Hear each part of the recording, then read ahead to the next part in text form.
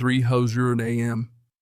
Dead asleep in the cabin I built with my own hands when the world explodes. Bam, bam, bam. Someone's hitting my door like they're trying to knock it clean off the hinges, and before my brain even catches up, a voice cuts through the dark. Sheriff's Department, open up, now you're under arrest. I stumble outside in nothing but boxers, bare feet on freezing gravel. 6 deputies standing there with guns trained on me like I'm some kind of armed lunatic. Pine needles in the air, exhaust from the cruisers burning my nose, and one of them tells me I'm being detained for illegal camping. On land I've legally owned for 3 years. And there she is across the drive. Constance Brightwater, HOA president, self-appointed queen of Pine Ridge, standing in a bright pink bathrobe, arms folded, wearing that tight little smile people get when they think they've finally won. She'd called 911, told them I was a dangerous vagrant threatening families. What she really didn't know, was that she'd just kicked the door in on a retired Marine who spent 20 years dealing with people who abuse authority for fun. Big mistake. Let me rewind for a second. 3 years earlier, my Marine career ended the same week my wife decided she preferred her yoga instructor's energy over my military pension. Perfect timing. Right after that, I inherited 5 acres in North Carolina from my granddad, Joe, the kind of man who believed you build things not because you have to, but because your hands need the work and your soul needs the quiet. Pine Ridge Estate sounds fancy. It isn't.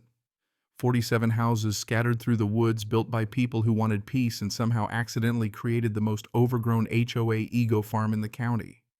The association was formed in the late 80s to maintain roads and settle fence disputes.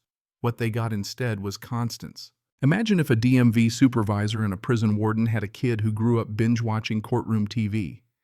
3 terms as HOA president, always unopposed because normal people have better things to do than police mailbox colors. My granddad's lot existed 15 years before the HOA.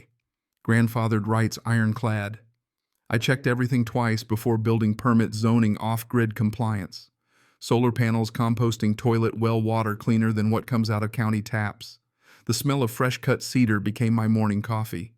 That cabin was stitching me back together one board at a time. Then Constance noticed me. One Tuesday morning, I'm hanging cabinets when I hear the click, click, click of heels on gravel. She appears with a clipboard and phone already recording.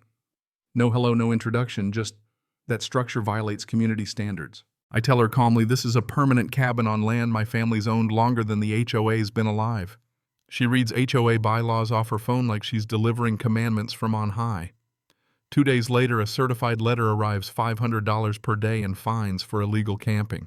That's when something clicked.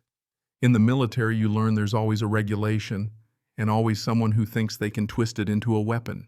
The trick is knowing when to step aside and when to dismantle them piece by piece. A quick call to the courthouse confirmed it.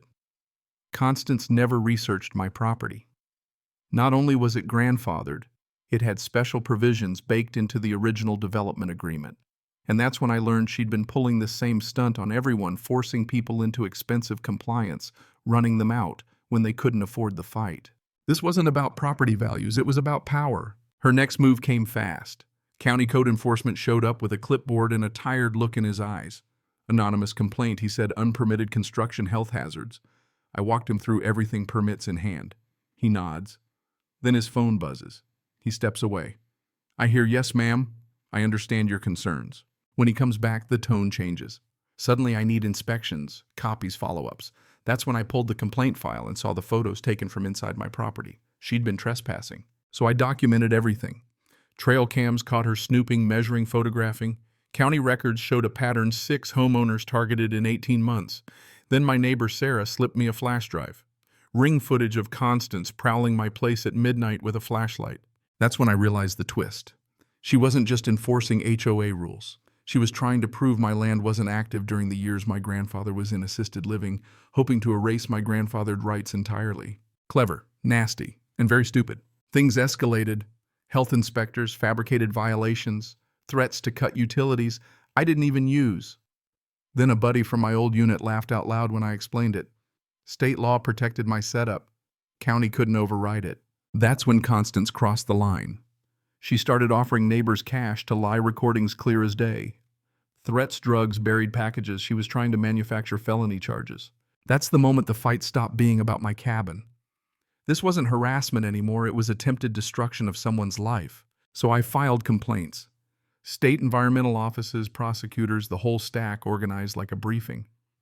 And while digging through my granddad's old papers, I found something that changed everything. A confidential agreement from 1987.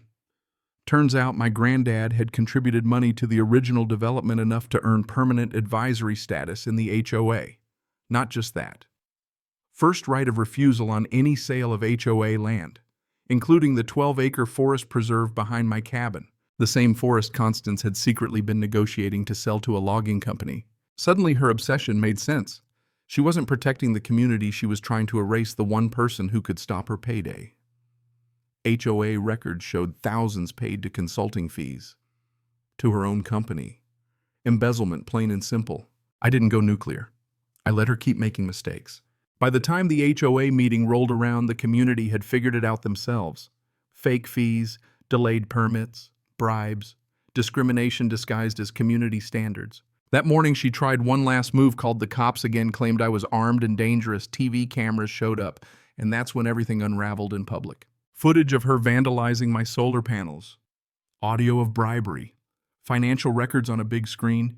Neighbors standing up one by one telling their stories. When the sheriff finally clicked the cuffs on her wrists, the sound echoed like a punctuation mark. Here's the thing that hit me afterward, standing there watching neighbors talk instead of whisper for the first time in years. This wasn't really about winning. It was about what happens when people stop letting fear run the room. Power only works when everyone agrees to pretend it's real. 6 months later, the forest is protected, the HOA's transparent, and the place feels like a community again. Kids play on trails that almost got clear-cut for greed. Neighbors build things together instead of spying on each other. And my cabin, it's still here, quiet, solid, exactly the way my grandfather would have wanted it. So here's the question I'll leave you with: when someone abuses authority for the good of the community, how far is too far before silence becomes complicity? And if you've ever dealt with an HOA, a neighbor, or anyone who thought power meant control, tell me your story. I read everyone.